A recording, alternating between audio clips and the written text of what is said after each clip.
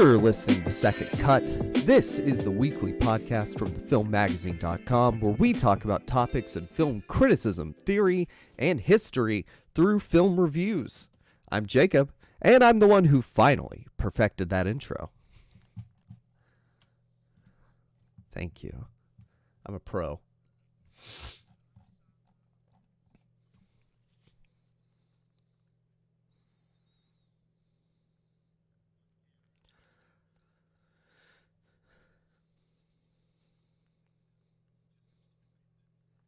Yes. Let's just cut the whole show.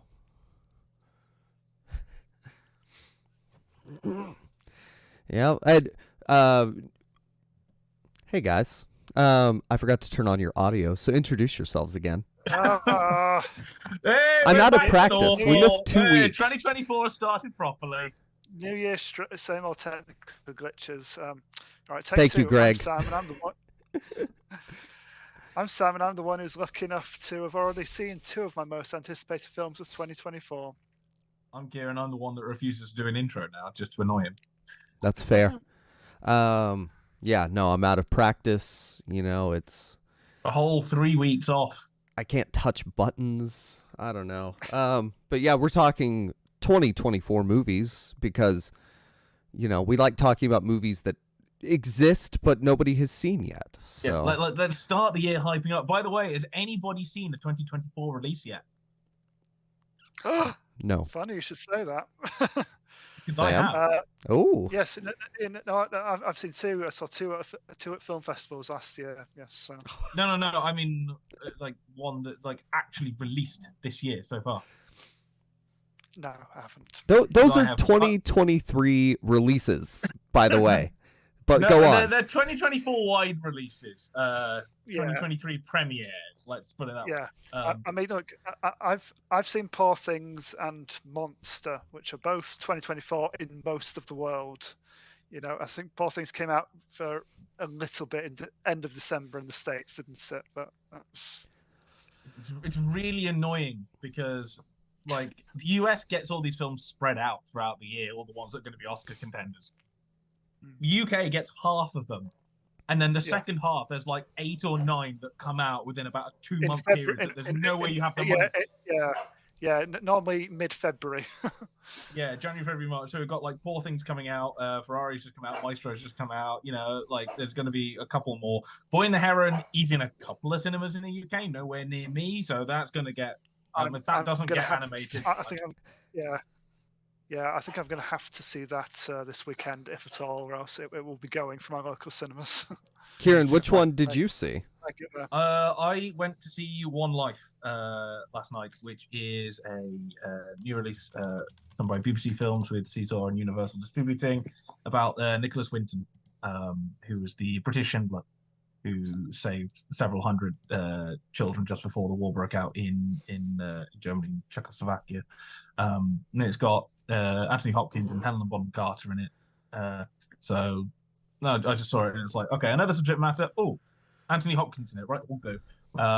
And my Christmas present for my parents was essentially to get them tickets for Ferrari because we're all motorsport fans. So it was like, I'll escort you, I'll pay for the tickets, I'll pay for you to have the concession, everything like that, and just do like a day out, an evening out for them as their Christmas present. But One Life was showing pretty much at the same time, and it started a few minutes after and ended around the same time, so it just worked like that. So my review of that will be coming out when the film magazine comes out of dormancy in a few days' time, because we're allowing the editors some time off.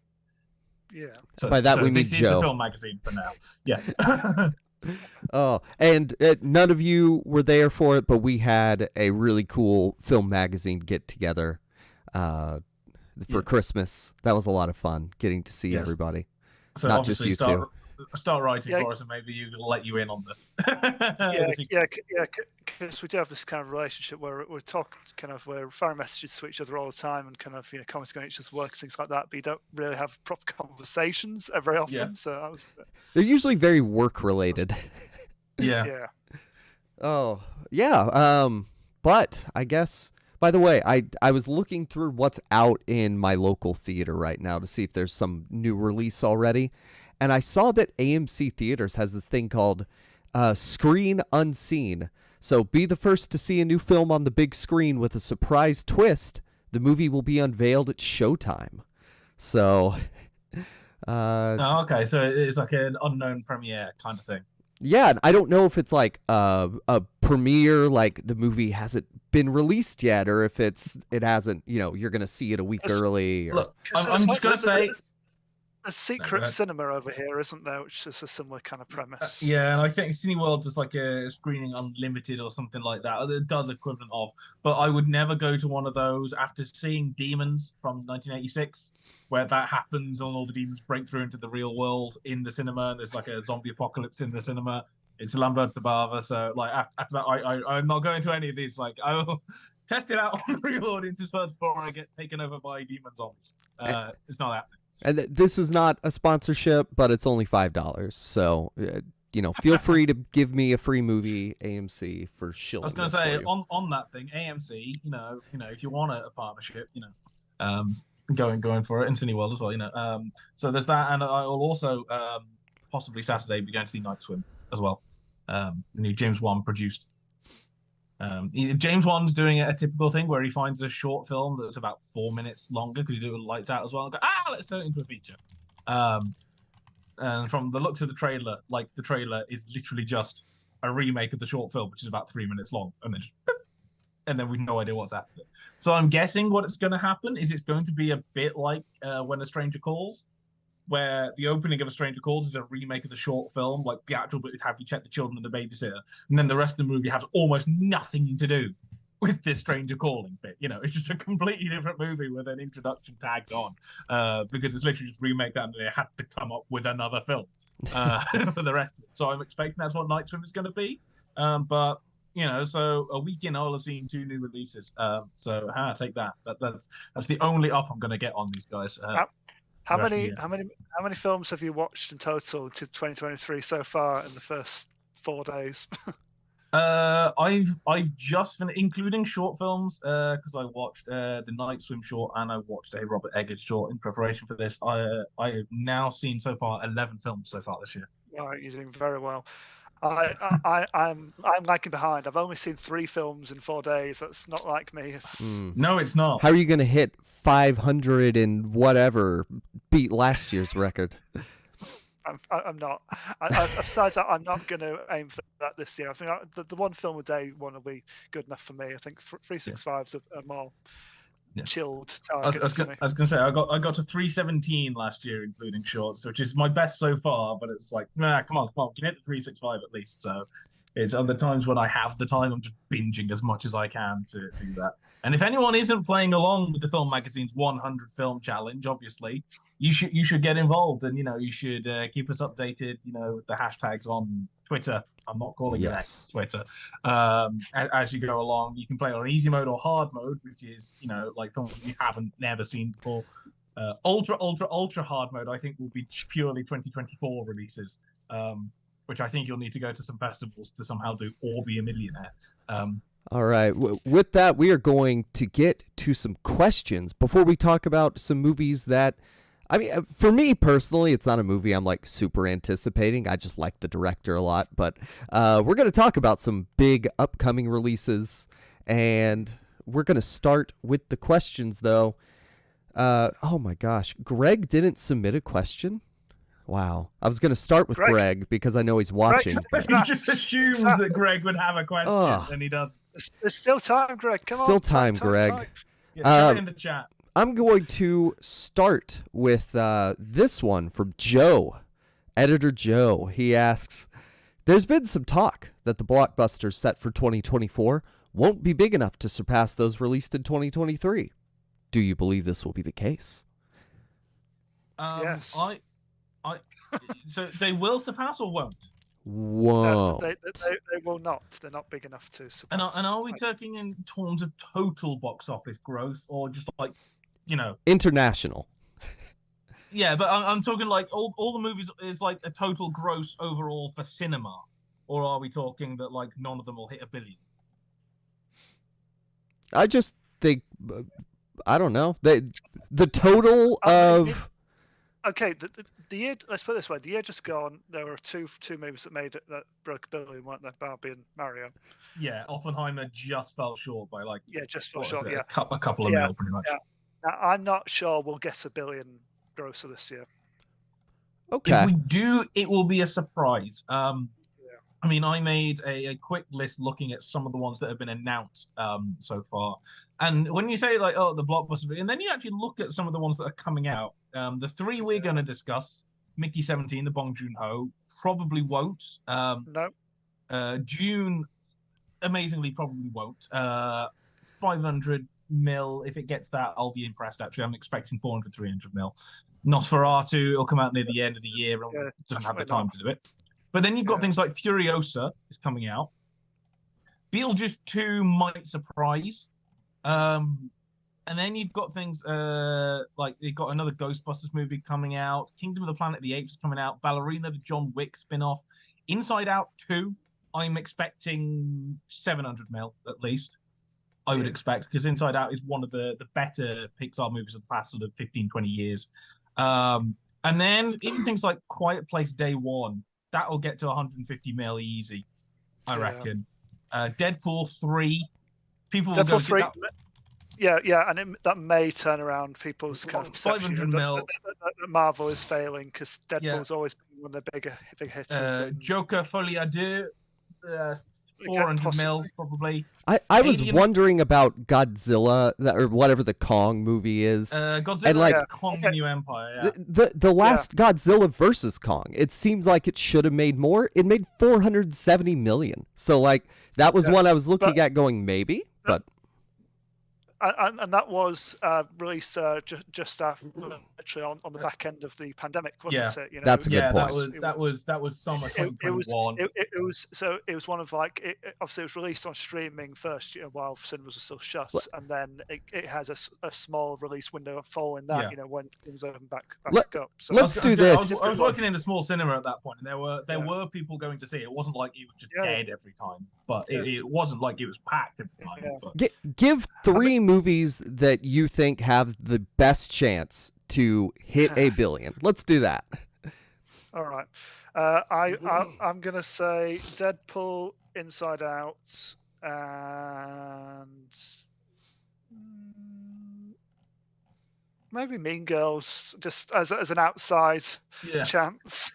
Yeah, I'm looking at stuff. Yeah, Mean Girls has a shot.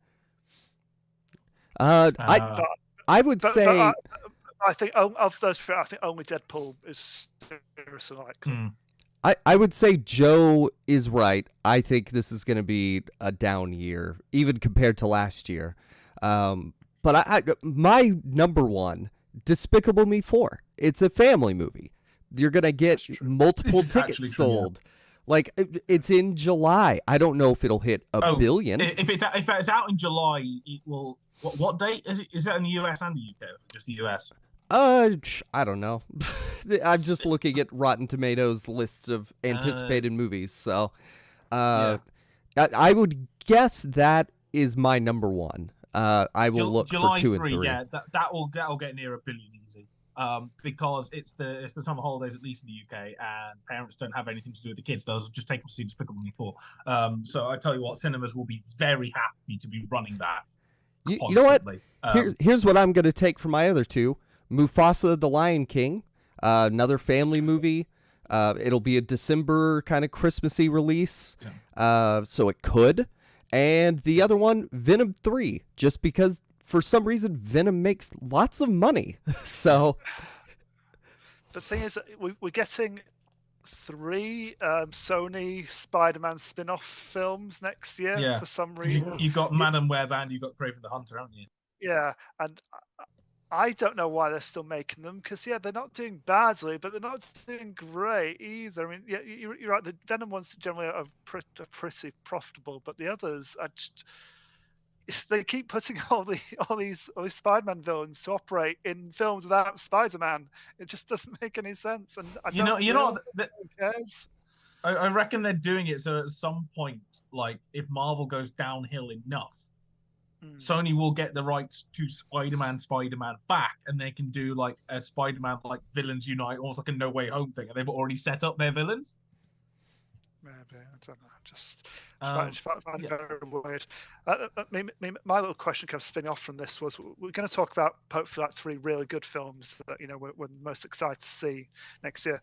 But have you two got any kind of almost outlier kind of things? Stuff you're probably less proud and more morbidly curious about seeing.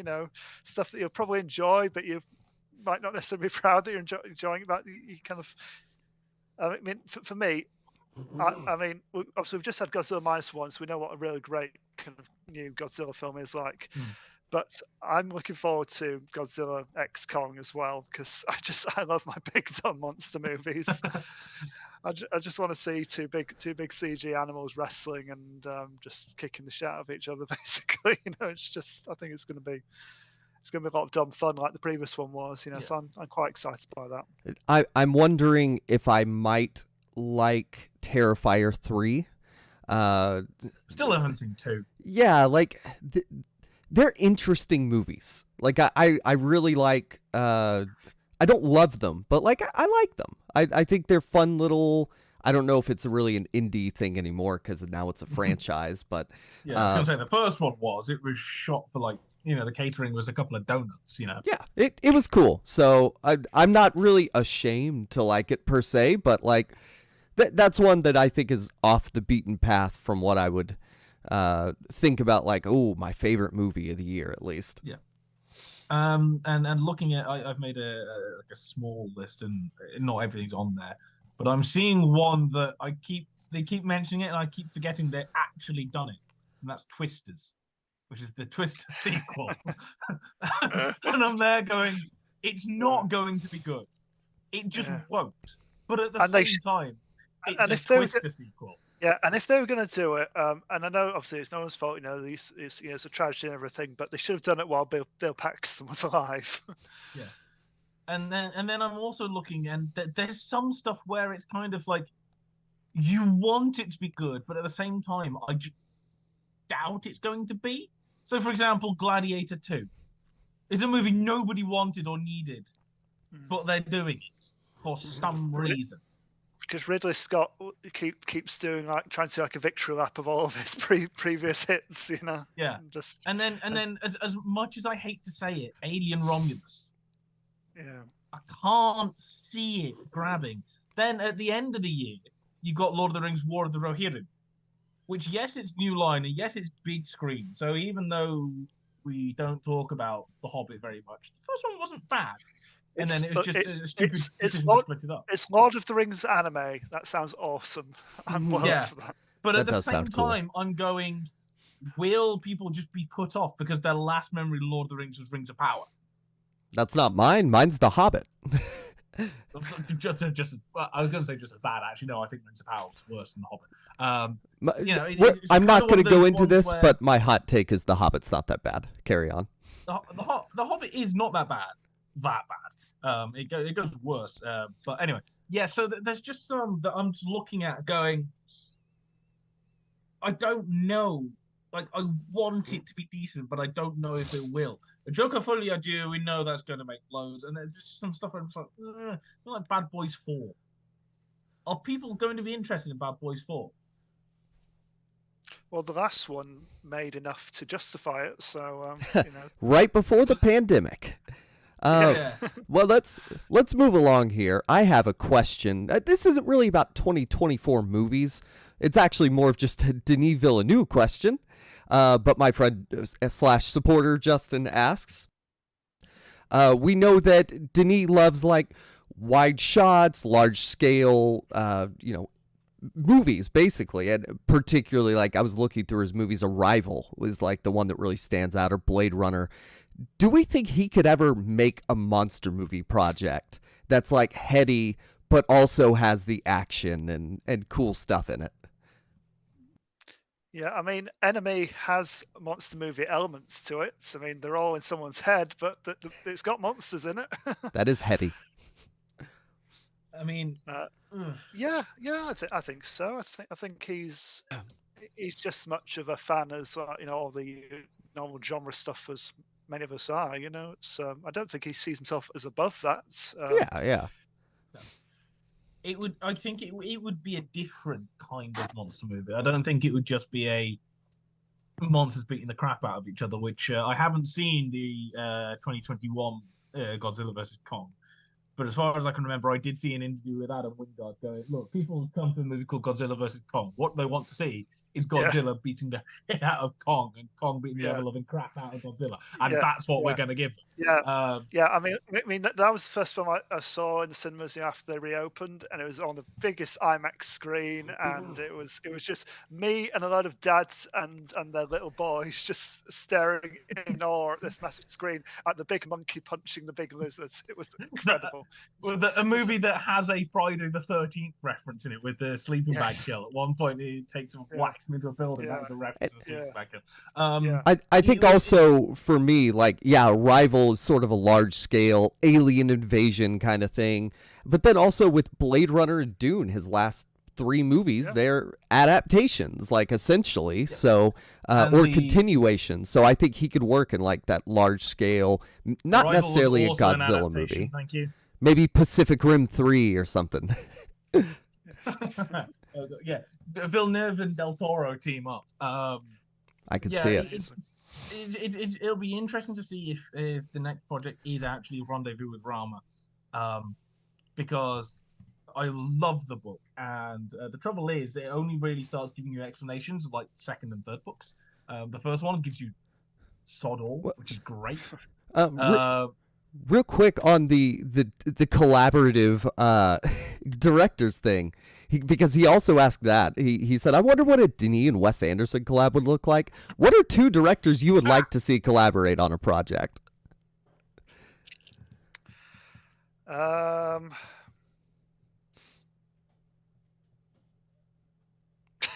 no. I want to find 2 completely polar opposite directors for the most ridiculous thing possible. Oh, I mean, I'm just going to steal Denis and Wes Anderson because, like, it would be weird to see, because Wes Anderson's movies are so quirky, put it in his style, but make it really heavy and dark and introspective and, like, not that Wes Anderson isn't, but on a larger scale, darker. Do you pick like mismatched directors just to see the chaos that unfurls, or it's like if you put Ridley Scott and David Fincher together, it's like one man famous for shooting a mile a minute and not over fretting about anything, and the other guy obsessing over every sinle detail. David Lynch and the Russos. Macro versus micro, that would be fun.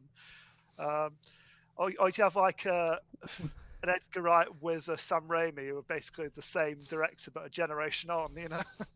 Well, let's be honest. Shaun of the Dead is just like. Well, the whole kind of smash cuts thing is him going, in space we ripped off John Carpenter, so sure that we have to rip off Sam Raimi. I want to see something like, I don't know, Chloe Zhao and Takashi Miike or something absolutely stupid. That would be fun. Or Jennifer Kent and somebody, Very wide landscape shots of people getting butchered. Yeah, I can see it. Jennifer Kent and John, whoever it is that does John Wick. That'd be awesome. And James in the chat, be sure to watch us live so you can chat. He says Clint Eastwood and Taika Waititi. I would amend that to say Clint Eastwood and like the youngest director currently working. Clint Eastwood and Bo Burnham.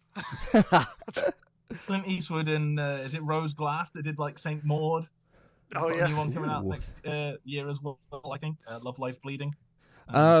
So let's hit a question here from listener James. Which 2024 film would be bettered by the entire cast being?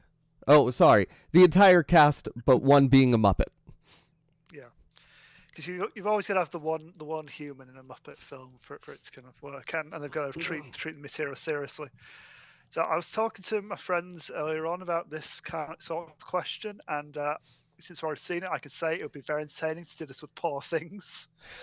And I could see him doing it, if we're being honest. Yeah. Yeah, and but I think I'm not even sure if I'd have Emma Stone as the human. To be honest, I think it might be more insane to have Mark Ruffalo stay as the human and just just have Miss him. Piggy as voiced by Emma Stone. Yeah, just have Mark Ruffalo as like the one lecherous human left in a world of Muppets exploring their sexuality. Question: if you did it with Godzilla x Kong, are Godzilla and Kong like Muppets, or Just count as characters? make it the Just scientist Miss Piggy character. Just It's Miss Beaker. Piggy and Kermit just beating the crap out of each other. It's giant kaiju. But you can only have one. So in the new film, it's Dan Stevens and Rebecca Hall as the main human characters, I think. So one of them stays, and yeah, just have two giant kaiju Muppets. Why not? Yeah, no, literally just like somebody with like a monkey hand puppet, just like in massive, and like a Godzilla hand puppet. Oh god, either that or I'm looking at things like Kingdom of the Planet of the Apes. Yeah, Would be interesting. Either that or Ballerina, which is the John Wick spin-off with Anya Taylor-Joy. Just Anya Taylor-Joy like absolutely shooting up violently a load of Muppets. yeah. Alien Romulus, but in terms of kind of character, I'm keeping the alien. All the other human characters are Muppets. The Xenomorph is the only kind of. I'm gonna Oh go. my God, I'm gonna hang go with on. Mean Girls, and we make it Katie. She's the Muppet, and everybody else is still a human. No, the other way around. Everyone's Muppets except one character. But the question is one Muppet. Oh, only one Muppet. Every movie would be better if you make everyone a Muppet. If you make one person a Muppet. Deadpool 3, but Deadpool is the Muppet. I think you've inverted this question now. I'm not sure if it works anymore. Wait, which way, James? Tell us which way you asked it, because no, it means everyone is a Muppet except for one human character who stays as a human. Ah, okay. So you think about the Muppets films of the 90s. So like Michael Caine was the human in Christmas Carol. Tim Curry, well, there are more humans in Treasure Island, but Tim Curry was the main human. I thought it was the inverse, where you have a normal movie, but it's one Muppet, because Muppet movies are that way. That way round, Deadpool 3, doing it. So you make like Venom 3, everyone is a human, but then Venom is a Muppet. Either that, or one thing that I'm surprised neither of you have mentioned, we've got Maxine coming out as well. Yes. Keep Mia Goth as the human. Yeah. And everyone else.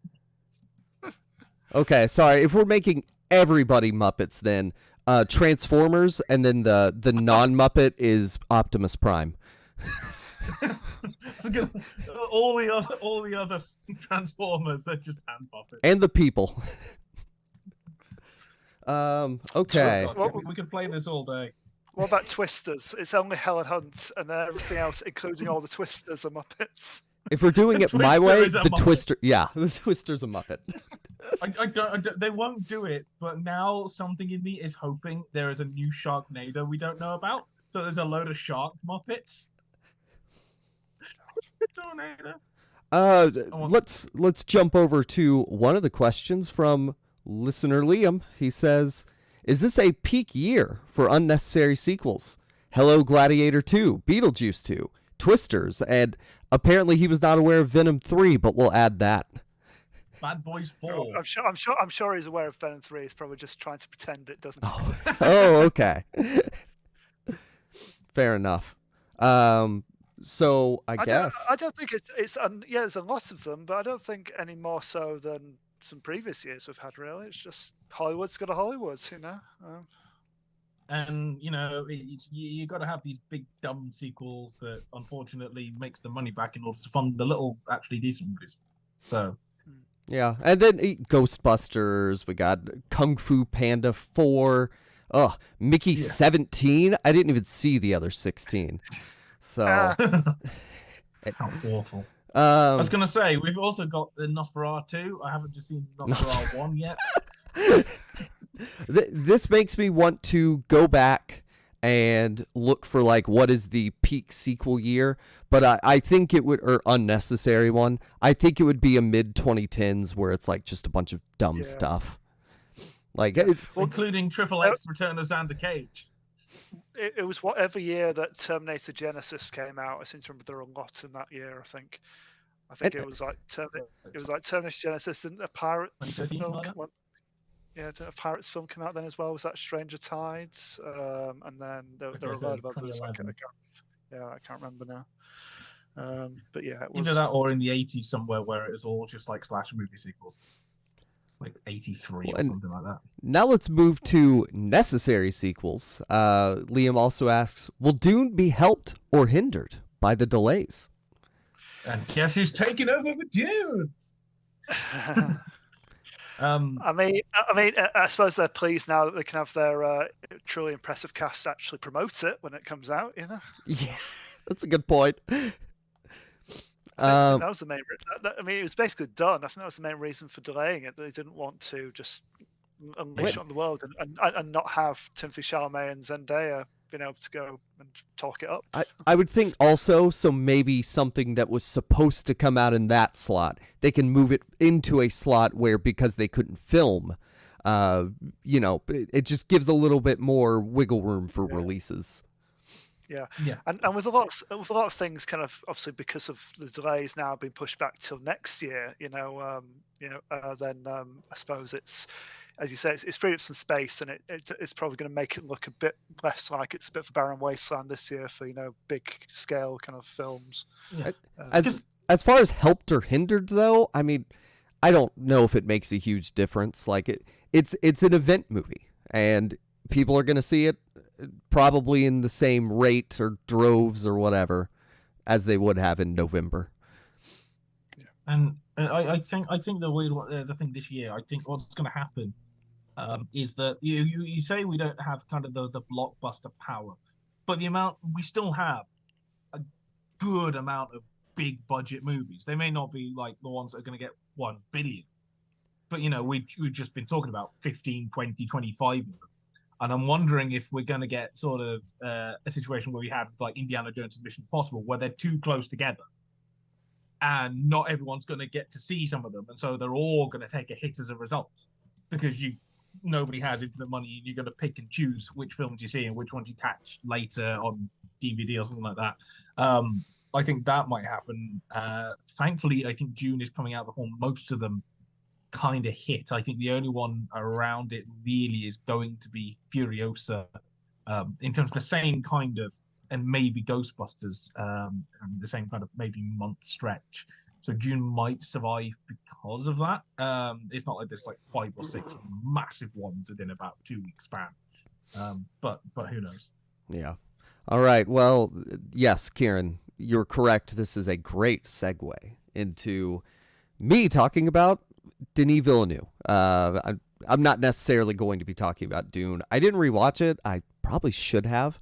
And I also mentioned I'm not like super anticipating it. Like I'll watch it. But I didn't love the first one. I don't love the story of Dune. It is what it is. It's nice that there's a better one than the David Lynch one, although that one has a lot of charm and entertaining aspects.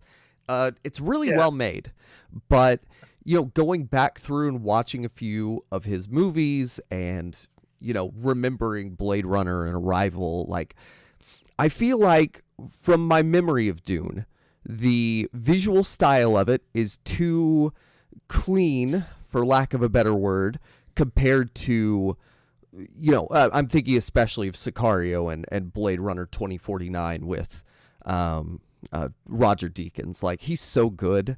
And what I noticed from watching a lot of his movies is who the cinematographer is has a lot of effect on like what I think of his movie in general, because he's not the traditional auteur.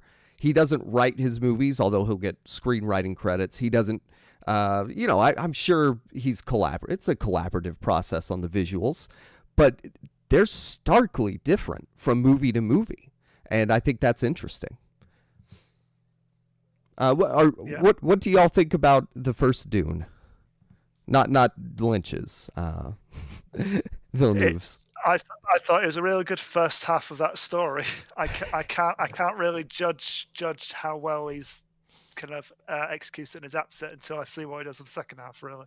Yeah, And to be honest, with the book, there isn't a good place to split it, really. No. He'd have come across some kind of drawbacks wherever he decides to do it. So where he decides to put the kind of the halfway point is as good as anywhere, really. So I think it would almost have worked better as like a mini series, like a 7 or 8 episode series like that. Because if you're gonna, the trouble is the story is too long for a single movie.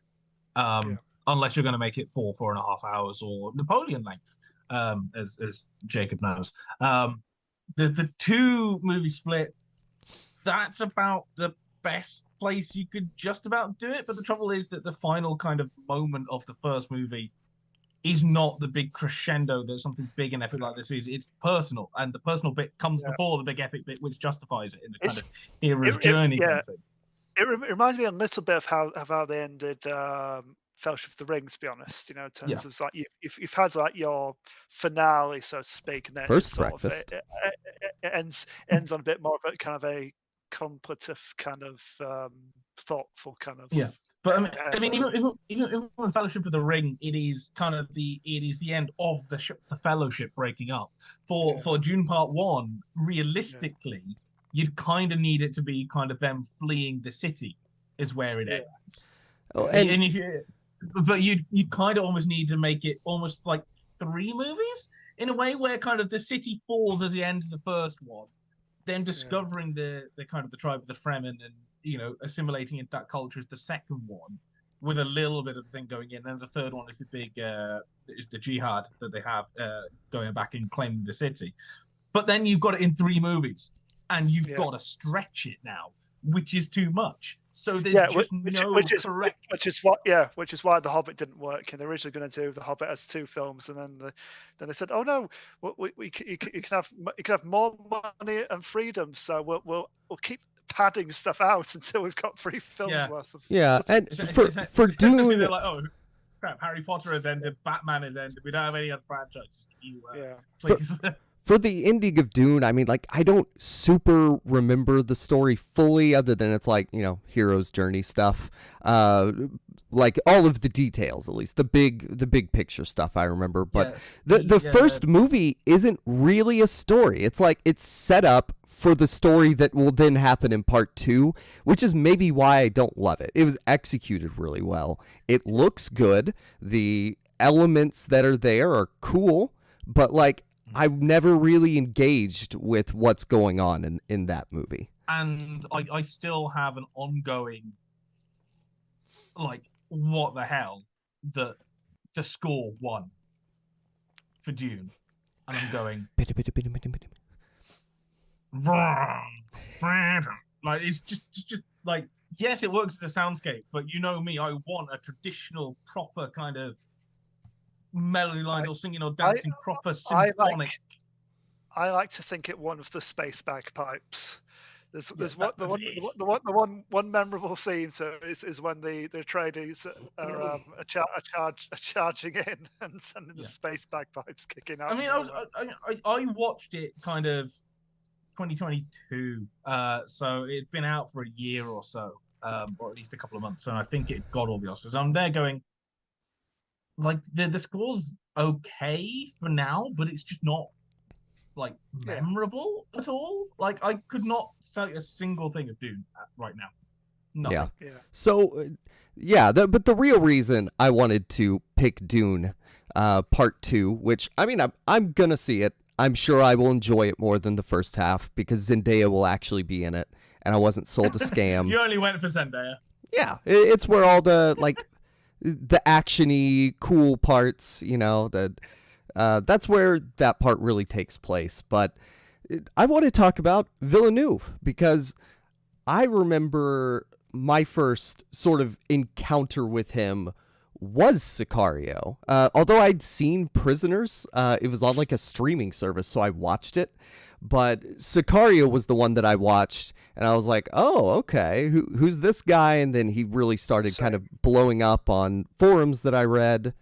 Kieran, where did you sort of get in with Villeneuve? Yeah, I'm gonna be the one guy that insults everyone that Sicario is on my eternal to watch list. And there are times where it's kind of, I go, I should actually go around to watching Sicario, and I'll watch it later today, and then something else crops up, and I just never do. But I mean, it's I think I'd seen Arrival before 2049, but 2049 is where I kind of clocked Villeneuve, because Blade Runner, obviously, and I remember seeing the trailer in the cinema for the first time, never seen it before, and it was a preview of something, and me just like hyping in my seat, Blade Runner. I'm going to gush about that movie until I die. But yeah, that's it, and then all the stuff he's done after it. And I have seen Arrival, I've seen Blade Runner, I've seen Dune, I've seen Prisoners as well, and Villeneuve is a very accomplished filmmaker, a very good one. I haven't obviously seen his French stuff. No, I haven't seen Sicario, I haven't seen Sin City, I haven't seen Enemy. I'm not a Villeneuve like buff. Yeah. But when I do watch his movies, I do appreciate that he is a very good director, very accomplished director, manages to keep some kind of control past the editors, which is normally a director's the proof that a director can direct well is even when it gets past the monkeys in the editing suite, it still looks like it's actually been directed and not just cut together. And with Villeneuve, like, I mentioned earlier, he's not the traditional auteur in the sense that we think of what is an auteur, but he's definitely like now a selling point for it's his movie. You're going to watch it for this is his Dune. It's a Denis Villeneuve. From the visionary director behind something and something. Yeah. I mean, when that's in the adverts, Blade Runner 2049, like, it didn't make as much as it should have at the box office, but it is so good. But yeah, he started in the 90s as because he's French Canadian, a film director making French movies. And so his first one was, I'm not going to say the French name, but August 32nd on Earth, which I didn't really want to watch it. I'll get around to it just because I'm going to just run through all these movies real fast, because there's only a couple I hadn't seen, which he did write that one. Maelstrom in 2000, he also wrote that one. It was, I think it was at Cannes. It was like really well recognized. And then he didn't release another feature until Polytechnique in 2009, which is about a shooting at a university in Montreal. Yeah, and that's been on my watch list for a while. I've got a nice Blu-ray copy that's been looking at me from the corner of the room for months, and I still, again, a bit like what Kieran says, I never get to the point in the day where I think, I really fancy watching Polytechnique now. Yeah, I did watch it, and it is, it's a movie about a school shooting, and especially it's one about like a misogynist motivated shooting too. So I'd never heard of it. It was cool to sort of, not cool, but it was interesting to learn about that event in Canadian history. It was obviously significant to their discourse on feminism and guns. And Cindy's came out the next year with Sam. I know you've seen. I watched a little bit of it. Yeah. So my experience with Denis, Sicario was first for me, and then I did Arrival, and then I went back and on DVD watched Enemy and Prisoners and Sunday after that, and that's a really interesting one. Again, not an easy watch, a real tough sit, quite emotionally harrowing, but really kind of really gripping as well. I mean, that's sort of like a kind of mystery thriller kind of thing going on with a really dark kind of twist towards the end. For Incendies, I watched like the first 10 minutes and I was like, I can't focus on this right now. I gotta do other stuff, but I will be finishing it today. With Polytechnique, it's interesting because he released an English and French version because he wanted it to blow up in the US, and that's the version I watched, was the English version. I think they filmed it in both languages. It's not lip synced. Maybe parts of it are or dubbed or whatever, but like they were matching the English movement with their mouths. I was considering doing Enemy for this because I love Enemy. But yeah, the one I landed on was Sicario.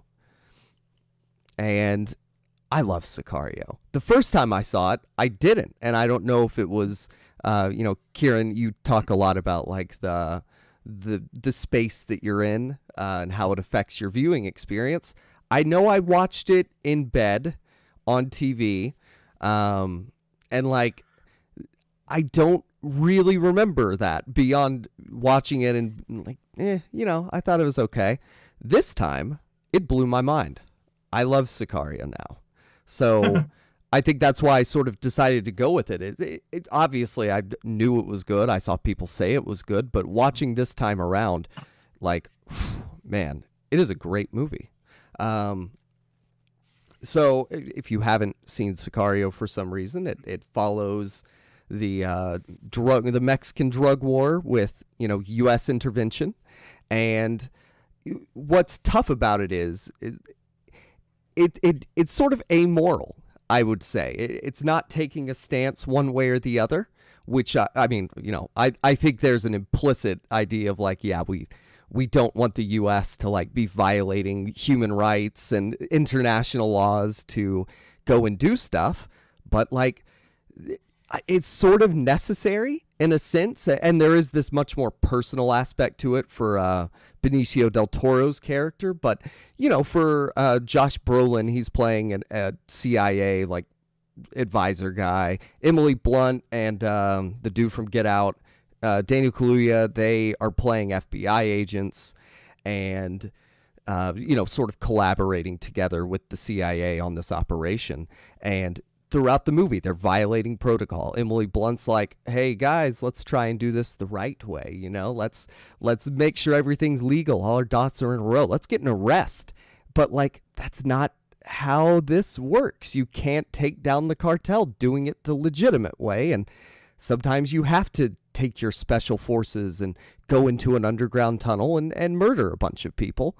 And like that is tough for me to sort of come to terms with the necessity of that. I'm glad I don't have to think about it or really be involved with it. But I think the movie does a really good job of exploring that and sort of showing the ways that you can't just do it the Emily Blunt way, because she there's a point where they're like monitoring a bank for the cartel. And Josh Brolin tells her, don't go in. And she does go in. And so she's on the camera. People know who she is now. And a cartel hitman comes after her. And like, you just can't follow the normal rules of engagement. Although throughout the movie, they do ask, they're like, what are the rules here? And they're like, weapons free, or you have to wait until you're shot at before you start killing people. And there's that dichotomy between the Josh Brolin, Benicio del Toro, and Emily Blunt. And I think another significant aspect of it is that she's really the only female character in the movie.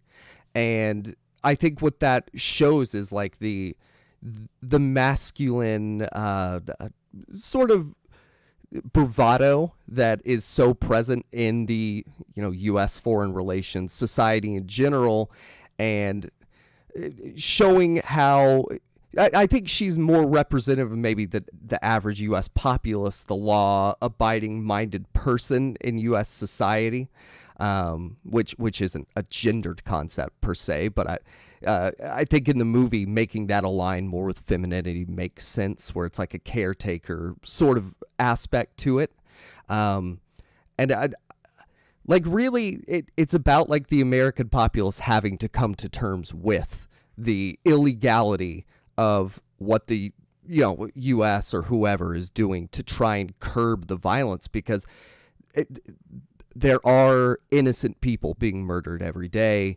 There are kids that are put at risk, people who are beheaded, stuffed in a wall, hung on a highway, and we don't deal with that in the U.S. We don't have that, but it's happening too often. I don't want to say every day, but too often in Mexico. And how do you stop that? That's an important question in real life, and I'm glad there's a movie that doesn't take sort of a dictatorial stance and say, well, you have to do this or you have to do that. It's complex, and I really enjoyed it, and especially because of Roger Deakins. Like, he and Villeneuve, from watching Polytechnique, I think they have some similarities. That movie's all black and white, so the color aspect isn't the same, but the way that Sicario has a lot of frame within a frame shots that I really enjoy. just so many. There's so many cool ones. There's this one where we have a sort of cartel member who's in his room, and there's this all black space to his left as he's sitting with his son in the, frame within a frame. And then it cuts to Emily Blunt, who's reflected in like a mirror in a frame within a frame. And then off to the right of her is this big white space in the closet. It's his Deacon, so I'd expect a lot of silhouettes. Yes. Oh, yeah. At the end. And he says that I love Roger Deakins. He says he doesn't have a style. And then, every movie there's this classic Deakins shot of like the team, like the strike team, like walking over the hill at sunset, a magic hour, and go in and attack. The way he captures, it's enhanced in post too, but the way he captures that perfect, like, light reflecting off the clouds, it's getting all these different colors in the mix. But yeah, it's a silhouette. And there are parts of this movie that are impossible to watch in the daytime. If like the TV is showing light reflection, you can't see it. And yeah, that shot you mentioned, Sam, very striking. I'm a particular fan of how it becomes a bit more of a Western as it kind of goes through it. Particularly the final act. Most of the stuff with like Benicio del Toro, it's a good old fashioned like revenge Western, basically, isn't it? It's like even like a setting up for like a shootout, basically like a confrontation. Towards the end, as dealing with those that murky morality of like the war on drugs, kind of fits quite well with like the revisionist westerns of like the 70s and the 80s as well. It's nice they use those kind of genre kind of trappings, to tell this like more modern story. Thinking about it that way, yeah, Emily Blunt's kind of like a sheriff, and he's sort of like the outlaw. I'm not by the book, but that's how I always read it. It's a little. You were reminding me of. Again, I haven't seen it, so the comparison wouldn't be exact. But Zero Dark 30, where there's the controversy about the torture scenes and whether it was necessary and stuff like that, which then just reminds me. Whoever it was at the Oscars was talking about Zero Dark 30 introducing it with Bigelow. I think, it's very much controversial. However, anyone who was married to James Cameron for 3 years sure knows a lot about torture. Just walks off. The Zero Dark 30 cinematographer also shot Dune. So. Yeah, he has such a wide variety of collaborators. But Sam, on that last part where Benicio del Toro's on that revenge tour, he shoots kids and a wife, which personally I was like, I hope he does it. And then he did. And I was like, yay, that's exciting. Not because I want to see kids die, but like, it's dark, I want the movie to be dark. If I'm in that scenario, my wife and child were killed by somebody. I mean, I hate when movies are like, no, I'm going to take the moral high road. Because who is actually in that situation and takes the moral high road? Emotions take over. You're going to do probably the revengey thing. I think that is probably more true to human nature, but maybe that's just me. But on that family aspect, one thing that's interesting is the cartel members get to have families. We see the kids of several, or at least two members of the cartel, whereas with Emily Blunt, we see her on the road. She only owns one bra. She's living in these dingy hotel rooms, and it's such an interesting contrast to show like the way that the cartel members, they do have some positives to them, right? It's sort of like The Godfather, right? Family is that ethic that they stick to. And just the life of a U.S. agent. They're sleeping for 2 hours on a plane before waking up to go torture somebody. So maybe that's a way to show that they have their own torture, their lack of a personal life. So hang on. Trying to smuggle drugs through from Mexico to the U.S. and they have family as a core value. And you mentioned The Godfather and not Fast 4. Hey, that is going on? That is the central thing with the five families is trafficking drugs, and they do care about their families in a at least nominal sense. So that what is you're saying is that Sicario is the gritty version of Fast and Furious 4. In a sense, it is. But Okay. yeah, I really like Sicario a lot. I might rewatch it today. Who knows? I got to finish Incendies first. But yeah, great movie. Glad I got to talk about it instead of Dune 2. I was gonna say, Is there anything? At least I was Dune 2 to say, we know what's coming out. yeah. I mean, is there anything about any aspect of Sicario, anything Denis did well with that you want him to bring to Dune 2? Roger Deakins. It's not going to happen, but Roger Yeah. Deakins. Here's the thing: that movie's already shot, so like I don't really have a way to prognosticate on that. I just think Dune in general it's a different kind of movie, and I'd rather see him not make sci-fi fantasy. The second half of the Dune story, and particularly as we go into like the sequel books like Messiah, it gets much more into that moral murkiness and kind of deconstructing the hero myth. So I think there's plenty of opportunities to bring in that darkness and that bleakness, in the films going forward. I think he's already said he will be coming back to do an adaptation of Dune Messiah after a couple more films, so maybe in a few years' time. Make other stuff, please. Thankfully, the book for Dune Messiah is like half the length of Dune, so it will only be one movie. Yeah. And then Children of Dune is like in between the two. Yeah. All right. So go watch Sicario if you haven't. If for some reason you're a U.S. listener, it's on Amazon Prime right now. So do y'all have Prime? I think it was on Netflix in the UK for a while. Yeah. I don't know. It pops up quite regularly on streaming services. Yeah, keep an eye out for it. It's well worth your time. Yep. All right. Sam. You're next. So I think chronologically. Okay, so anyone who knows me won't be surprised to hear that I'm going to be waxing lyrical about Bong Joon-Ho and his. Oh my God! How could we ever have guessed? and his next film, which is Mickey 17. So this is the first film he's made since Parasite. broke new ground at the Oscars, and his third film that's mostly in English, basically. For his 15 years. Sorry, he's. How long has he been working? Since late 1970s, so it's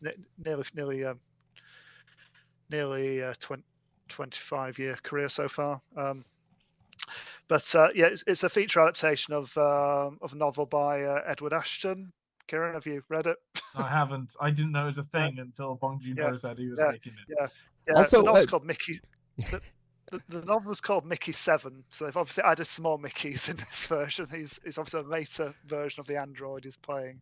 But yeah, it's follows Mickey 17, who's an expendable android employee on a human expedition sent to colonize a planet, and basically they're put into these dangerous these situations dangerous for humans to do the dirty work. Essentially, they're like a slave labor force, and as each body dies, a new one's immediately generated, but it retains its old memories. So it sounds a bit like Blade Runner and Moon had a baby, and it sounds really interesting because of that. That is awesome. They've only released like one short teaser for it so far, and I almost hope they don't release too much more. And if they do release a full trailer before, which I'm sure they probably will do, I'm probably not going to watch it because I'd quite like to go in as cold as possible, not really knowing anything else. It's Robert Pattinson. He looks like he's continuing his kind of interesting acting choices since since Twilight. Basically, everything he's done has been a good decision and a really interesting performance. A good time with the Rover and all sorts of other stuff. And the cast also features Stephen Yeun and Toni Collette, Mark Ruffalo, as well as Thomas Turgoose from This Is England and Daniel Henshall from Snowtown. So it's it's a good kind of diverse kind of cast. I'm sure we'll bring some interesting things to the table, and I'll put money on Tilda Swinton turning up in there at some point as well. She's not on the cast list, but she's been in all of his kind of Hollywood or Hollywood adjacent films so far. So they obviously get along and collaborate well. Tilda Swinton's in pretty much anything though. If you make it a slightly offbeat character, you can go, Tilda Swinton, do you want to be this character? Yeah, I'll do it. True, yeah. I mean, I'm really excited about him going to do some sci-fi again because his last couple of sci-fi have been really good. So he did Okja, he did The Host 15 years ago, and then he did Snowpiercer, most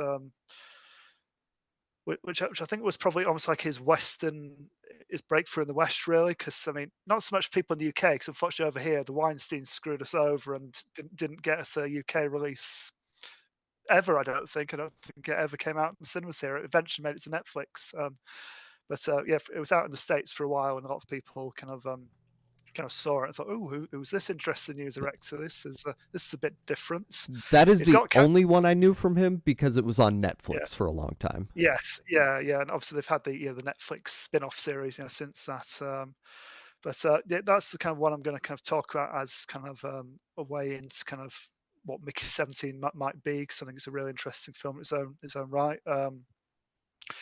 His films are usually very got strong political subtext, but they're always entertaining. They've got like a really distinct kind of tone to them. I mean, this one also starred Captain America. I mean, it had Chris Evans in the lead, um, so it had that kind of blockbuster draw, even though it was quite different from like most kind of sci-fi action films. I was gonna say the Uh, cast was um, stacked for that movie. yeah. I mean, Chris Evans, Tilda Swinton, John Hurt, Jamie Bell, Ed Harris, Song Kang Ho, his regular Korean collaborator. That they're all in there. Oh, And real quick, let's throw out a R.I.P. for oh gosh, all these. Is it Lee Jung Yun? yes, yeah, He's in Parasite, yeah. the Or no, rich dad from Paris. wait, that's the housekeeper. So Mr. Park, you're looking for, I think, if you're looking for the cast. Yes, yeah, Park Myung Hoon. Is that it? Yeah, Okay.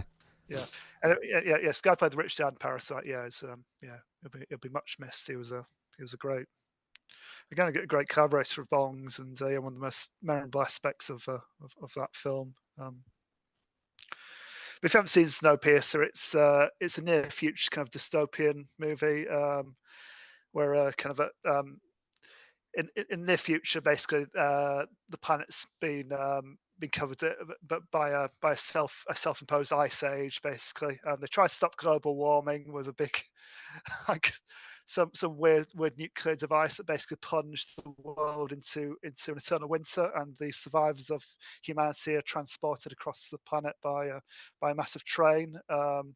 Which is divided into the rich and the powerful in the luxurious head of the train, and the poor and the powerless kind of fighting for survival at the tail of the train. And basically, there's an uprising, and the poor, like a small band of freedom fighters, basically have to fight their way from the tail right to the head of the train to kind of redress the balance of power, and hopefully, get some freedom, and get some quality of life back, from the people who've dominated them. I mean, it's, as satires go, it's a bit of a sledgehammer. The bad guys, they're all cartoon characters. It's like Tilda Swinton, her character Minister Mason, she's basically half Thatcher, half Arthur Scargill. So she's a Tory, but she talks like a union member, basically. With an obsession with shoes, I seem to remember. Yeah, well, her metaphor is actually, I think I've got the quote here. We must all of us on this train of life remain in our allotted station. We must each of us occupy our preordained particular position. Everyone has their pre-allotted place, rich or poor, powerful, powerless, hat on the head or shoe on the foot. Yeah. And she demonstrates by taking a shoe and waving it around. Yeah, basically, yeah. And yeah, it kind of follows these. Obviously, the whole society, the Rain Cume society, basically divides, into like basically where they've ended up on the social ladder, and all the rich kind of take up the front end of the train, and got like this ridiculous luxury, like saunas and nightclubs and restaurants and classrooms for their awful spoilt children, and while with the tail end of train, like everyone's like just trying not to starve, subsisting off like these horrible protein blocks, and resorting to cannibalism and infighting. It's pretty bleak. It's Soylent Green at the back. Yeah, basically, yeah. And they basically they work out one day that they do have a chance, because they start counting how long it takes for the guards from the front of the train to pass through, and how long it takes for the doors to close again. How long they take to go back through. And one of them notices, oh, it's funny, these guards, they're all carrying around guns, but none of them seem to have fired their guns in a long time. They haven't got any bullets. They're out of bullets. This is our chance. There's a great kind of standout action scene about halfway through, which was inspired by Old Boy, because it's like side on, like a tracking shot, like along in a confined space. And basically, as the train passes through a tunnel, the soldiers have got like night vision goggles and axes, and the rebels have got whatever they have to hand, and basically they're going to just charge forward blindly, slashing, and hope they hit the enemy and don't get picked off themselves. It's like a real kind of brutal, kind of visceral kind of action scene, but really real cool, like a real kind of punch in the face in terms of like the thematic subtext. And it's one of those that kind of plot twists do come as the film progresses. It starts as a fairly conventional, right? We know the bad guys are, we know the good guys are, we know what they're aiming to do, but by the time they get to their objective at the end, there's a few more kind of obstacles to overcome, and a few more dilemmas they've got to navigate, and it's also like a final confrontation, where it's like, oh, maybe it wasn't this simple. Maybe I'm not meant to do what I thought I was going to be doing all this time. And it was Bong's first kind of film like using a lot of English language. So it's pretty much everyone apart from Tilda Swinton, I think, basically speaks their own dialects, their own accents. So Jamie Bell, is a Geordie. Chris Evans has got his normal American accent. John Hurt, sounds like John Hurt. Tilda Swinton's doing a Yorkshire accent for some reason. But... I like how all of these people get specific accents, but Chris Evans is just American. Well, where's he from? Is he from New York? I don't know. I haven't looked it up. It is pretty generic American. He is the Hollywood plant in this not quite Hollywood film. I mean, he did a few films like that. Look, he's Captain America. He has America as an accent. Yeah. He's from Boston, but does not sound like he's from Boston. Okay. He may have worked on that. Yeah, but he did a few films like this, kind of in the mid to late 2000s, like before and after really he was Captain America. Like he was in Danny Boyle's Sunshine as well. Filling out an ensemble cast, and that it was. Obviously, think of like Scott Pilgrim. Both films of which having a kind of, I think, the Alex Garland, one of his favorite films is. I was trying not to say. Mix him up with Andrew Garfield and say Alex Garfield. But yeah, one of his favorite films is Apocalypse Now, which is why also 28 Days Later has like a Colonel Kurtz figure at the end, and Snowpiercer similarly has almost a Colonel Kurtz figure right at the end. The kind of mastermind in the shadows, revealing all kind of thing. Mysterious figure. Yeah, but so all these got this international cast, kind of. Very much coming from like their own kind of places in like the world and everything. I mean, Song Kang-ho doesn't speak. Most dialogue is English, but he doesn't speak English. He's speaking Korean, but they have this nice little device where they've got he's wearing like a translator on his belt. It's like a Star Trek universal translator or something, and like so it's a Babel fish. Yeah, as he speaks his dialogue in Korean, you get like a kind of a automated kind of like electronic kind of voice kind of speaking in English, but also subtitles. I mean, fun enough, the first time I saw this film, because I couldn't see it, it wasn't released in any form in this country. I didn't really want to pirate it, so I ordered like a European Blu-ray of it. And probably the Blu-rays, it didn't come with English subtitles. Not a problem with most of the English dialogue, but Song Kang-ho's lines, I had to rely on hearing above the background noise, like the electronic voice saying that lines in English, because I think in the normal film, you do get English subtitles as well for his lines, but didn't Yeah. come on this particular disc. So I do hope that kind of I would say this is definitely one worth checking out. I mean, this was one when I first saw it, I thought it was good. I mean, I like all Bong Joon-Ho's films, and they've all got their kind of their moments. They're all worth your time. Um, I think he can be a bit heavy-handed with some of the symbolism sometimes, some of the satire, but he usually makes up for it with like a certain kind of dark sense of humor about everything and kind of an awareness of what he's doing with it. When I first saw it, And yeah, I thought it was a decent kind of sci-fi action film, which I enjoyed, but didn't change my life or anything.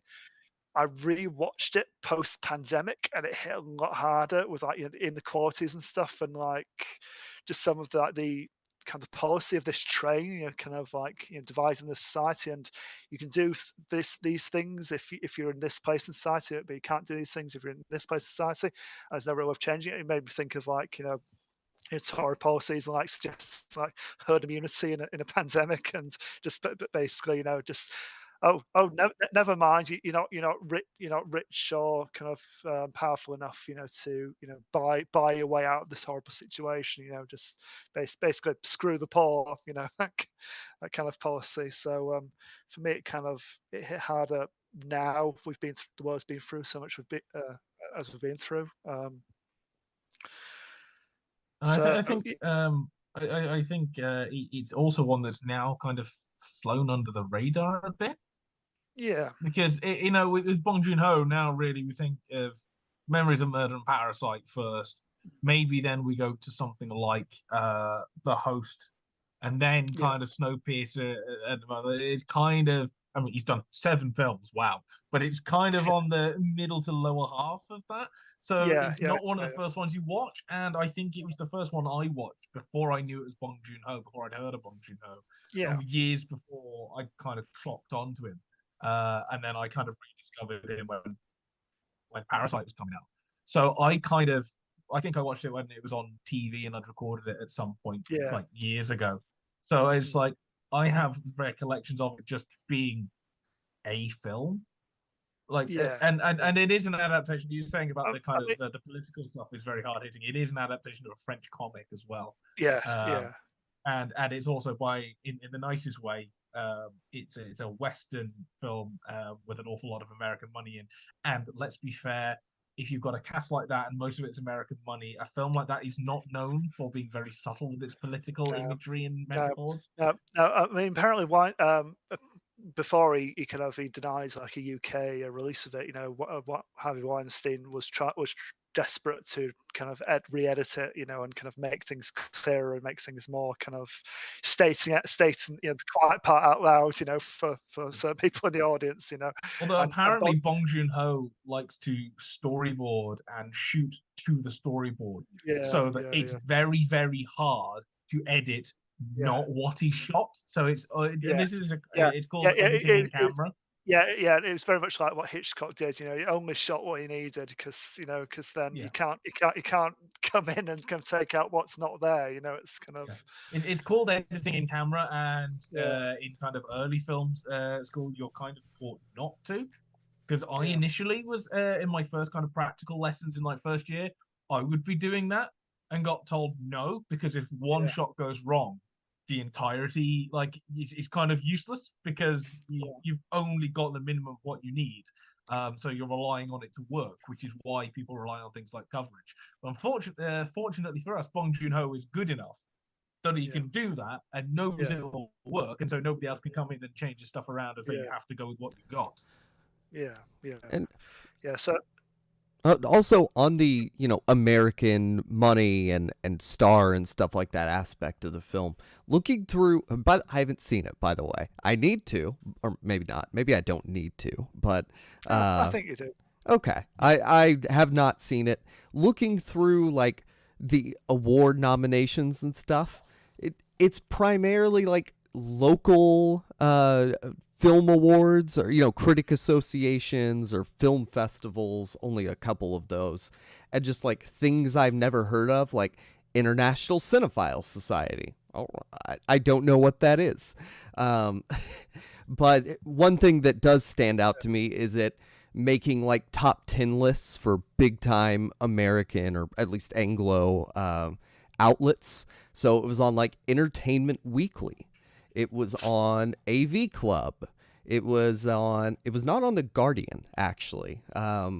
It was on, let's see, what else here? The Los Angeles Times. So like it was being recognized by, people really into movies and individual, critics that had audiences, but it was still definitely not a mainstream sort of success. It was on his way to being like, being a proper breakthrough for him, but it was still like, kind of, if you're into movies, you knew it, but like a general audience still wouldn't have heard of him until Parasite, really. I mean, I think his strongest movies are the ones where he really digs into something specific, particular, aspects of inequality in society and everything. I think his more genre-y kind of stuff is kind of more broader, more general. It's kind of maybe is able to hit kind of more kind of points, kind of approach a wider subject matter, but maybe doesn't quite have the same punch as a Parasite or Memories of Murder, or even a Mother. It's I think his films like Snowpiercer and Okja, they're still good, but I think they're possibly just trying to they've got too many targets in the frame at once, so I don't think they really do any of them quite the justice. As kind of entertaining and as stylish and kind of engaging as they are, I think that the less powerful movies they go. But I still think this is well worth your time. This one, it is an interesting one, and depends on your frame of mind at the time. It might really speak to you. And I'm hoping he brings stuff like aspects of this to Mickey 17. I'm sure he'll use another sci-fi framing, to kind of talk about the world as it is today and kind of bring something profound, to it all. Agreed with him. Yeah. Yes. Yeah. I'll see this one. Yeah. It's a good movie from what I remember. I just don't think I didn't recognize that I kind of needed to sit down for it, if that makes sense. And so I just treated it as another movie that was just on in the background almost. So I have seen it, but I don't think I've properly kind of sat down to appreciate it, if that makes sense. Yeah, I wrote a piece for the site a couple of years ago. It was a couple of years ago. Who knows? It could have been pre or post pandemic. Nobody knows. Time is gone now. Oh, here we go. Yeah, so 2 years ago, so comparing High Rise and Snowpiercer. So, rewatched both of them like immediately post pandemic and talk about the the satirical elements and kind of how kind of would they hit hard or not or more so now. I haven't seen High Rise because I want to read the book first. Yeah. And I did rank all of Bong Joon-Ho's films, and I think what to put. I think Snowpiercer was mid-table. I think 5 out of 7. Yeah, so 5 or 4. Yeah, actually, it was fifth, so just behind halfway. So still worth your time. And it's probably a decent introduction to his work. It's not too upsetting to start with. Not too kind of. It's not a difficult watch. Like I say, it's entertaining. Yeah. It's dark, but it's entertaining. Nice. It's not traumatic. Yeah. All right. Well, Kieran, there's an adaptation of a Murnau film coming out. Maybe people have heard of Nosferatu. I don't know. It's like 101-year-old movie. I don't know. Even if they have, it's possible they might have heard the book it's based on. They might have heard of Dracula. I'm not sure. It's a little indie book, kind of flown under the radar. The only thing you really hear of if you're going for like proper literary studies, and going into that kind of thing. Nobody else really has heard of Dracula at all. I have a feeling this one won't be a German expressionist film, but... Yeah, and when you say it's an adaptation of a Murnau film, I think you're actually saying it's an adaptation of a Werner Herzog film. No. which I haven't seen the Herzog. Does he have an adaptation? The Herzog version is great. Ooh. Yeah, Nosferatu the Vampire from 1979. Yeah. Again, I'm gonna go watch that. I compared them for Halloween just gone, I think. Yeah. There you go. Yeah, so Robert Eggers has a new one in like December, Christmas Day coming up. So we've just gone past, so now you have to wait an entire year for this one. But considering it's Robert Eggers and the poster's been flying around for months now, it seems stupid not to mention the fact it's coming out. And I have a weird relationship with Eggers. I first saw Eggers with The Witch, and I saw it at a screening at Abertoir just before it came out. So this little theatre in the west coast of Wales, and they were Universal who were distributing it, even though it's an A24 film, were being very, very precious about nothing leaking out. So they hired their own security for this little like 70-seat cinema for The Witch, which, considering it's a debut, shows you kind of how much they were hoping for it. And it's interesting that it kind of launched Anya Taylor-Joy's career as well, because I don't think she was in much before this. And now we just kind of take Anya Taylor-Joy for granted, I think. We're just like, oh, she's been around forever. This is only 2015, so what, like 8 years? Coming on 9? I think she was unknown at the time. Yeah, she were impressed at the audition, I think. Yeah.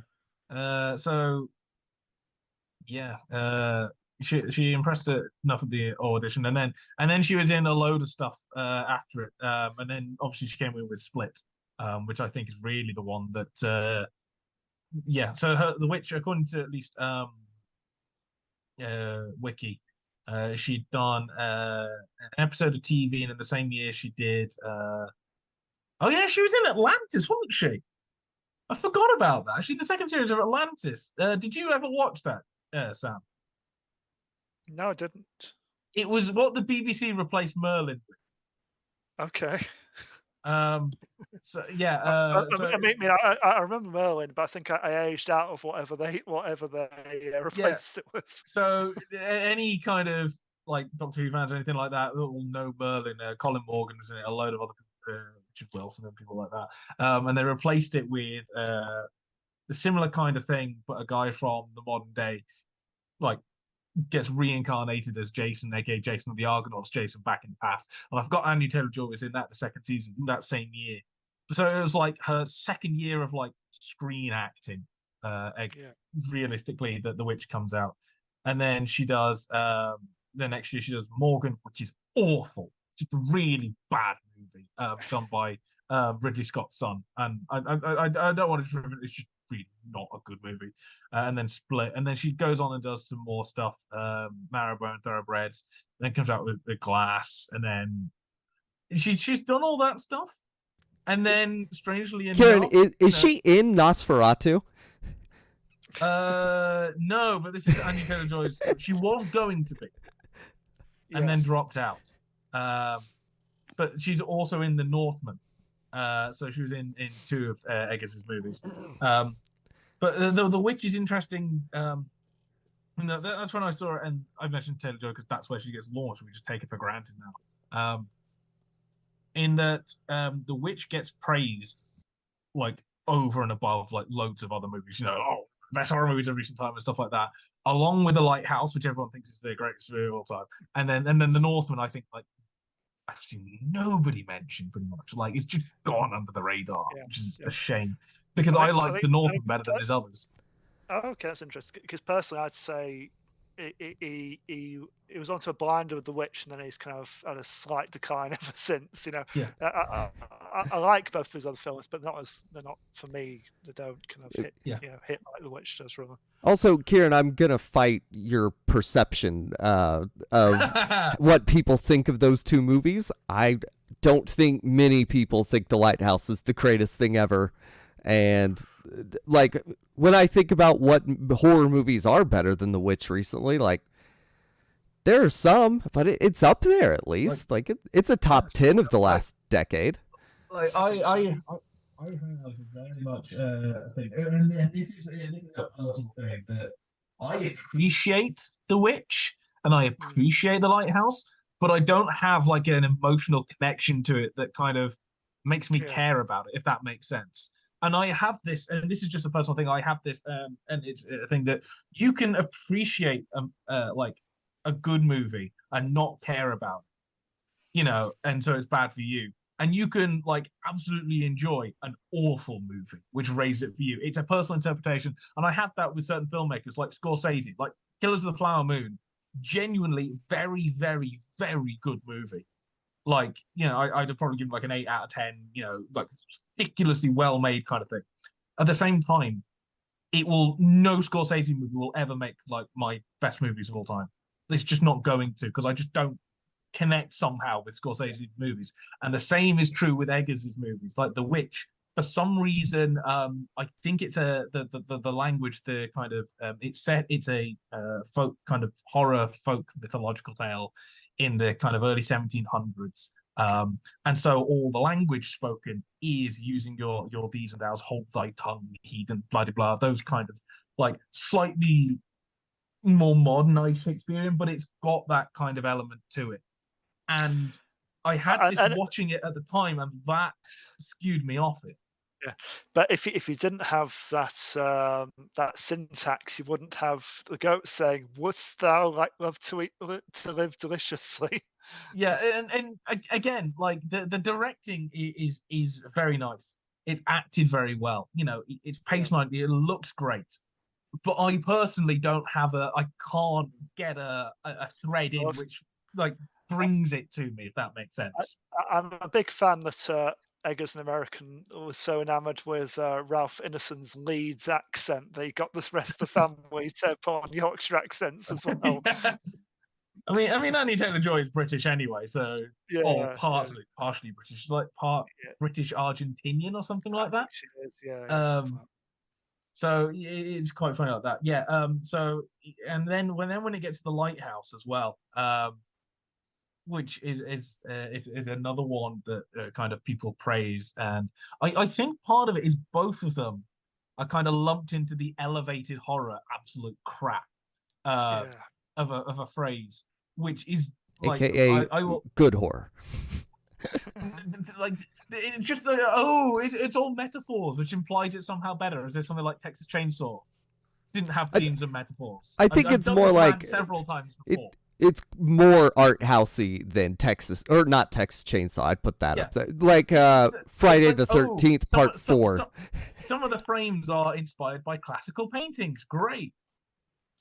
So, but like cool classical paintings, like not just. But so what? Like just show me the painting. Like, well, it's a movie. It's not a painting. And again, with the lighthouse, it looks gorgeous. It's shot very nicely. It's acted very well. There's some really cool psychedelic imagery, but also at the same time, it's the same thing over and over again, and nothing much changes. Some of the scenes you could swap out for earlier versions. Isn't that the point, though, that their life on the island is never waking? You don't have to bore me with it. Nightmare, it's like every day is the same, except a bit weirder each time. I mean, I'd watched it a couple of years ago and had this thing of like, yes, it looks nice, and yes, it's great, and I like some of the images, I like the acting, I like Defoe, I like Pattinson and like that, but I just don't care about it. And then I watched it again earlier today for this, going, you know what, I've had a couple of years, I'm now watching it for a certain thing. Maybe I'll have a different connection to it. Maybe it'll be different. And at the same time, I'm still bored by it. I'm just do something. And it's not like I don't like long movies, like, Return of the King, 3.5 hours long. Yay! This would have worked, I think, for me, if it had been like, you know how they used to do like anthology TV series, something like a Cabinet of Curiosities kind of thing, 50 minutes an hour sort of length. I think it just would have cut down, and some sort of just drags a bit for me. Even though it's beautifully shot, it looks great. Some of the imagery is gorgeous, and all that stuff. And I appreciate it as a craft, as a filmmaking exercise, if that makes sense. But I just for whatever reason, there's stuff that doesn't work for me at a personal level to drag me in that way. I think one of the problems with the Lighthouse, especially of his films now, is it's sort of been dragged down a bit by meme culture. It's a very gifable kind of movie, Yeah. isn't it? And I mean, even the bit that I'd forgotten right at the end, where the kind of the one of the final shots of Robert Pattinson laughing, where he does it all with the sound and makes it crackle and stuff like that. Yeah. That's a great idea, and I loved that. So there's a lot of stuff that I love about Eggers' work. It's just stuff like that I didn't. Yeah. However, The Northman, which is literally just the retelling of the original story that Hamlet is based off, and also has an opening which is actually, I think he said, an homage to the kind of the Barbarian movie from '84, where it's got a shot of the mountain and the voiceover. I was just like, yes, Conan. You know how I love my Conan. The stories, not the Jason Momoa version. It is long, and there are bits that I'm not keen on. I've said before, I'm not keen on there's a long take where he goes and raids a village with a load of people, and it's all done in one kind of mostly clean take, like 2 minutes long, and it's very nice and it looks great. And there's a lot of psychedelic hallucinatory stuff and stuff like that. And part of it is his style, and it looks great. And having been to Iceland, some of the stuff on a school trip nearly 10 years, coming up on 10 years ago now, some of the places I do actually recognize.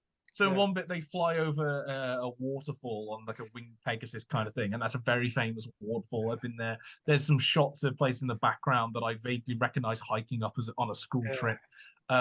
So it is quite fun doing that, and it's glorious. And I like my kind of historical, mythological ethics, like fantasy stuff. I do like that since The Lighthouse, he just gets Willem Dafoe in just to be mad for a couple of scenes. Yeah. I mean, he's doing the same for Nosferatu. He's going to be playing the Van Helsing equivalent character, So I'm sure also, Kieran, what I'm kind of gleaning here is you might have liked The Lighthouse more if they shot it in Wales. No, because there's some movies shot in Wales that I don't care about. Oh, although okay.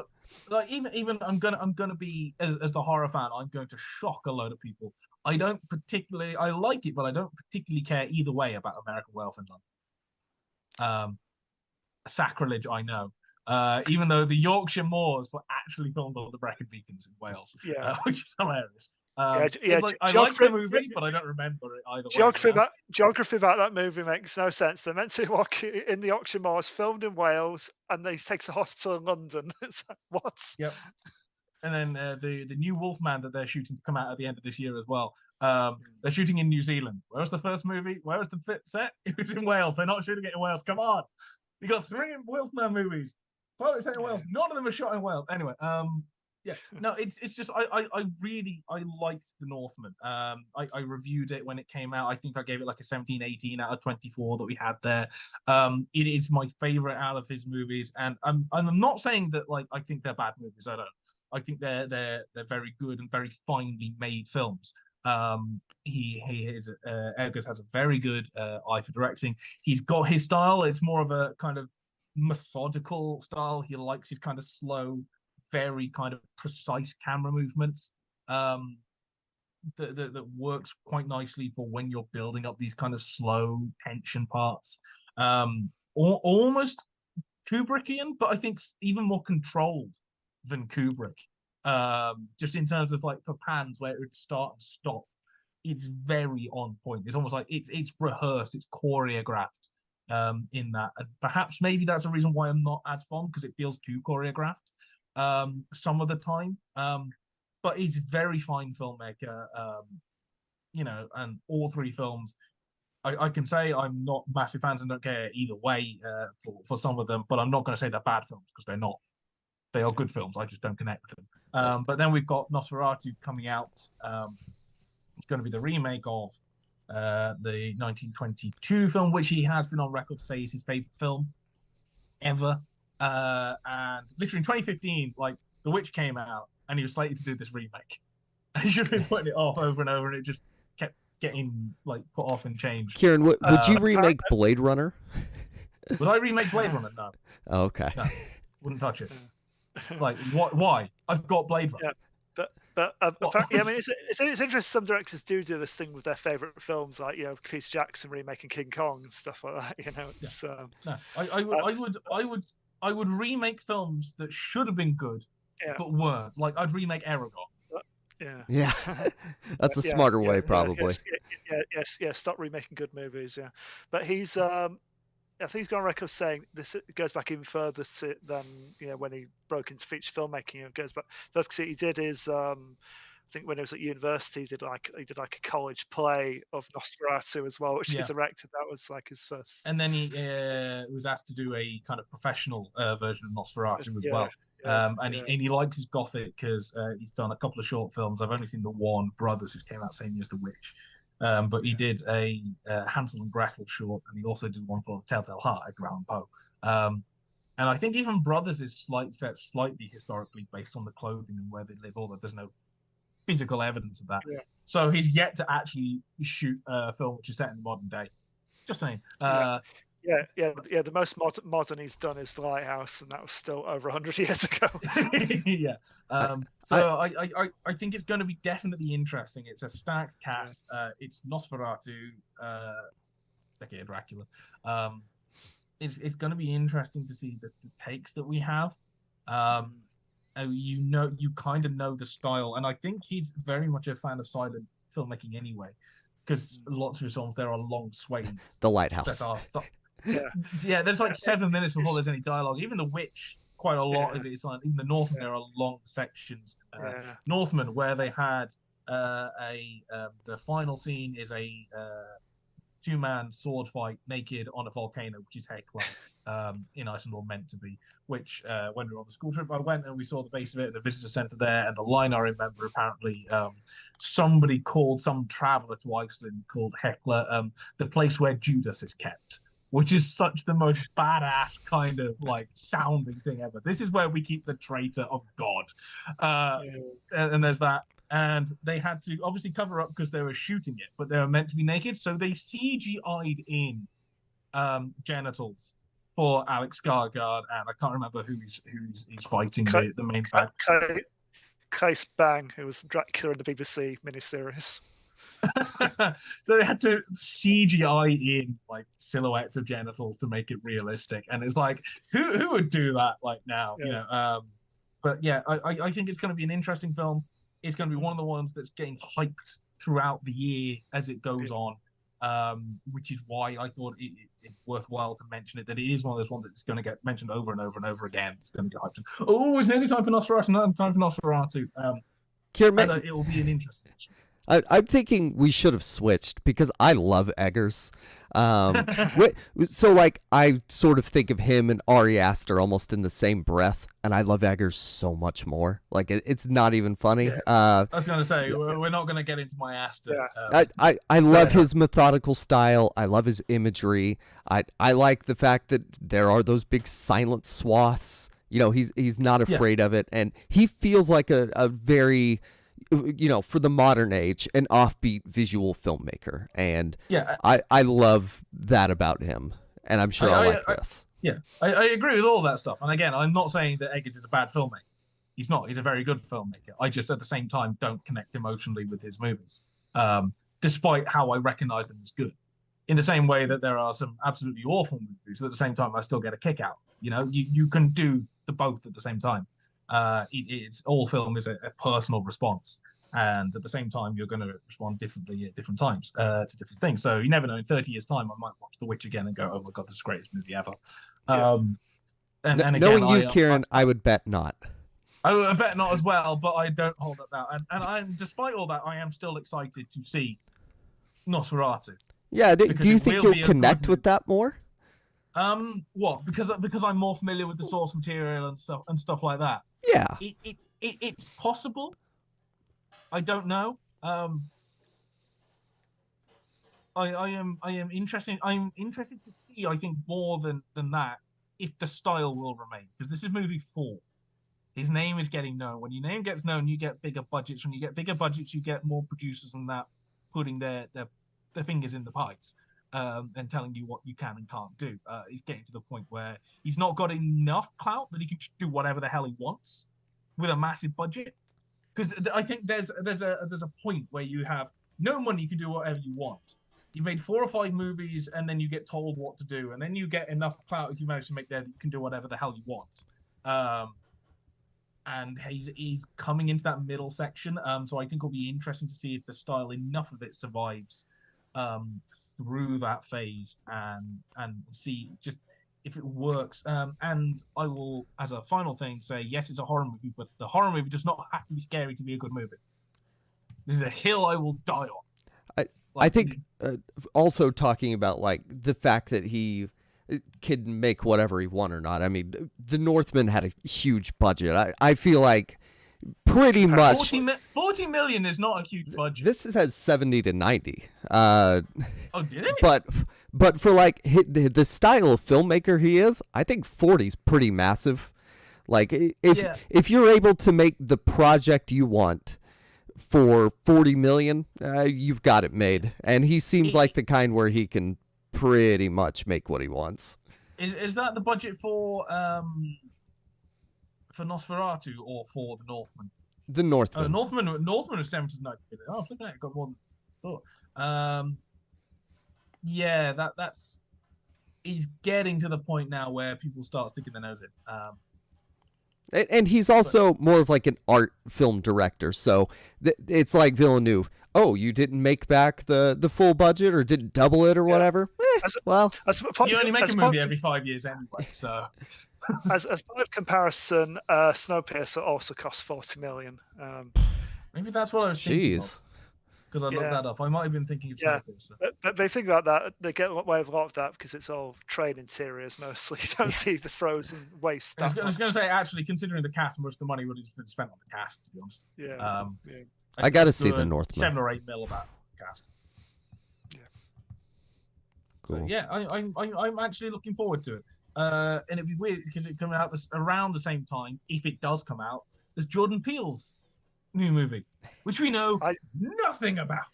I don't think Jordan Peele's new movie's coming out this year.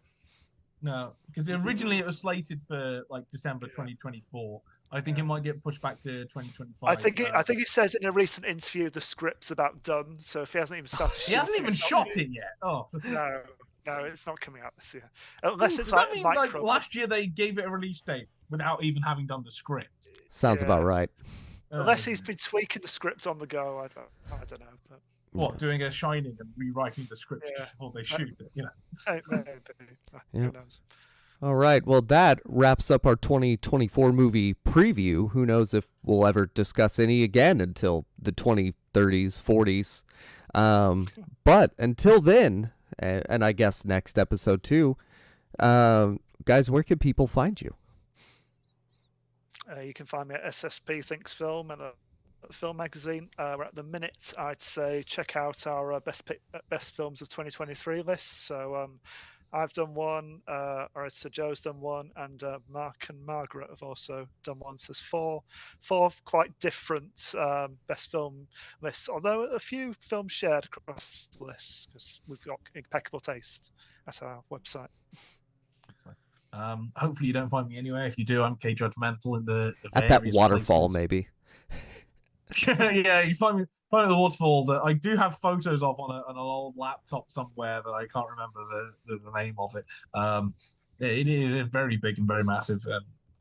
I don't think I have anything out, but I will be doing so. I will hopefully be having a review of One Life that I mentioned at the beginning of the show. I am probably going to see Night Swim over the weekend as well that I will be reviewing, and I have sent up when it will get updated, I don't know, but the updated list for my Ghost Story at Christmas will be up because the latest episode, possibly the last one for a while, because apparently they don't give the BBC much money to do, independent short films for Christmas. That the list has been updated and sent off. When it will get updated, I don't know, but that is in the hands of the editors, who is having a well-deserved break. And there's stuff coming. You can find me at Jacob Film Guy. I mean, I'll write something eventually. I do lots of production work, so that takes up my time. But I am going to try and actually track the movies I watch this year. Usually I fall off around February, so I will keep up with that. And of course, down in the link below, you can support the Film Magazine by buying stuff off our Redbubble, or just give us money through PayPal. We take that too. I think the latest round of donations went to the writers, and not just keeping the lights on, but we're an independent magazine. I mean, I guess technically we made a little bit of profit, but we put everything personal into this, from Joe to the writers. We're independent, and we love and need support. So and when we do get kind of the odd spree for the finances from you guys, it's not like we're earning millions. Yes. If we get anything at all, it might, it's could buy coffee almost. Yeah, you can buy a coffee, maybe a cinema ticket. That's it. So as much as anyone can put in, get the merch, get the donations going, and you can at least put names to faces when you're reading reviews and completely disagreeing with everything we're saying. Yeah, and just even by watching, listening, reading, we appreciate that support too. We don't need your money, but I mean, it'd be nice. We don't need your money, but we'd like it. Of course. And thank you, capitalism. And I don't know, is that everything I say? I hope so. Thank you for listening, and goodbye. Thanks for watching. Adios. Oh, and Greg, James, Liam, thank you for being here. Joe. Joe. Cheers, guys.